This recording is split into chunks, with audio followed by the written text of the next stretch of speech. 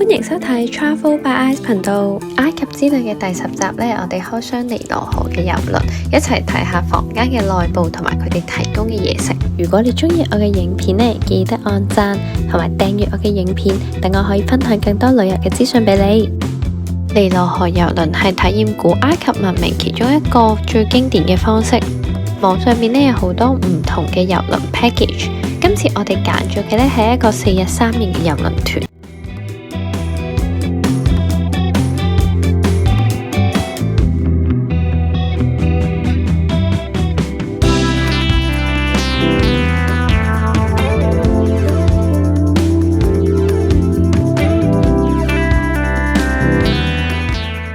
咁就由 Luxor 出發啦，一路沿住尼羅河咧就向南行，然之後咧就會到 Aswan。咁呢個團咧就包晒4日3夜嘅食宿啦、參觀門票同埋導賞，仲有機場接送等等。咁亦都有唔少嘅郵輪 package 咧係由 Aswan 出發翻去落宿。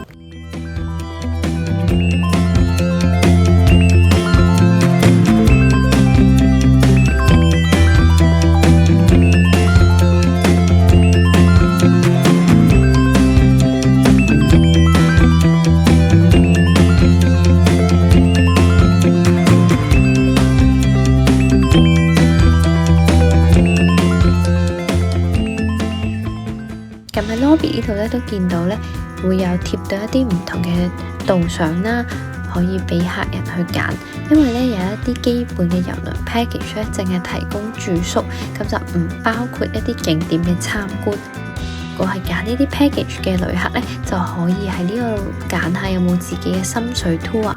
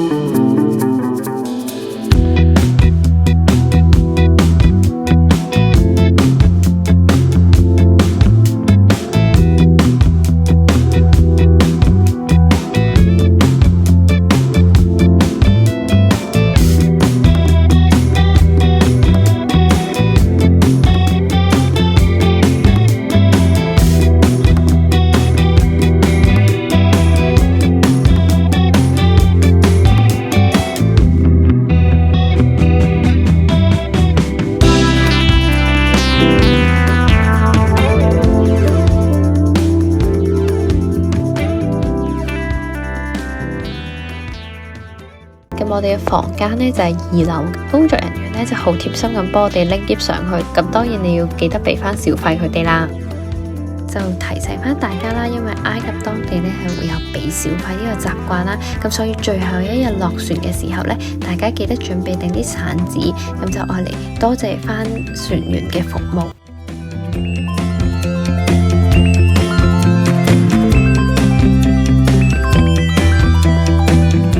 房間呢係一個正常嘅大細啦，可以開到大嘅行李篋嘅。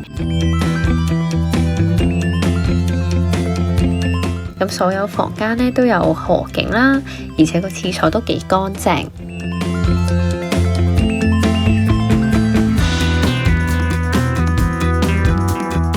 咁每一日呢都會有工作人員嚟執房嘅，咁呢而且佢仲會將啲毛巾呢摺成唔同嘅款式。聽講咧，如果擺定小費喺床上面咧，會有一啲意外嘅驚喜。唔知有冇試過嘅朋友可以分享一下呢？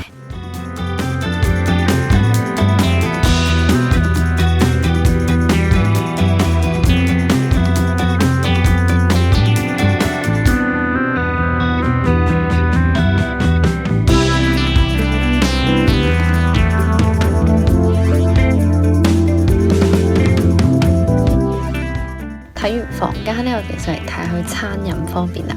咁咧佢係提供一個西式嘅 buffet，而座位咧係固定嘅。咁你每日咧都落嚟坐翻同一個位就可以啦。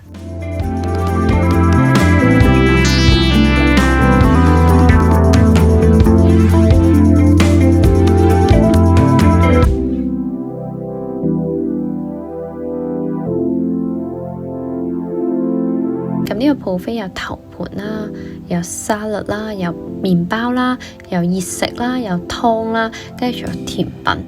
咁佢每一日都係唔同嘅，咁就包你唔會食到悶。咁我哋今次呢個團呢，佢最後一日呢係提供埃及嘅特色美食同埋甜品。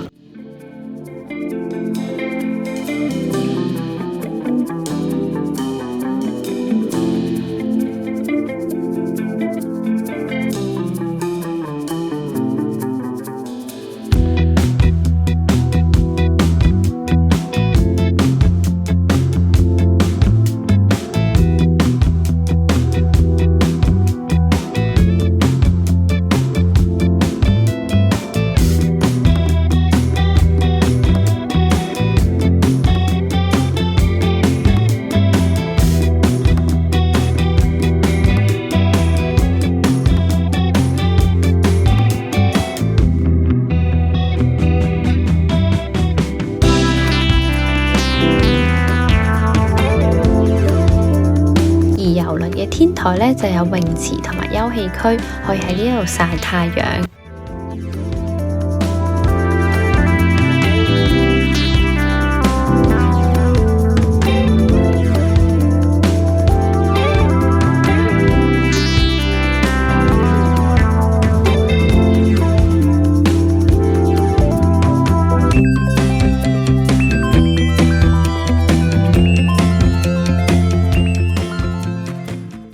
嘅時候咧，仲會提供免費嘅咖啡啦、茶同埋 cookies 俾所有嘅客人享用。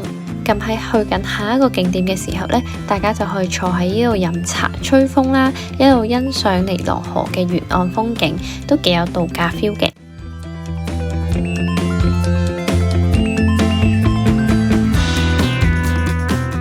即使你身處喺一個行駛緊嘅郵輪上邊呢，啲小販呢都可以各出奇謀，用一啲好特別嘅方式同你兜售一啲商品。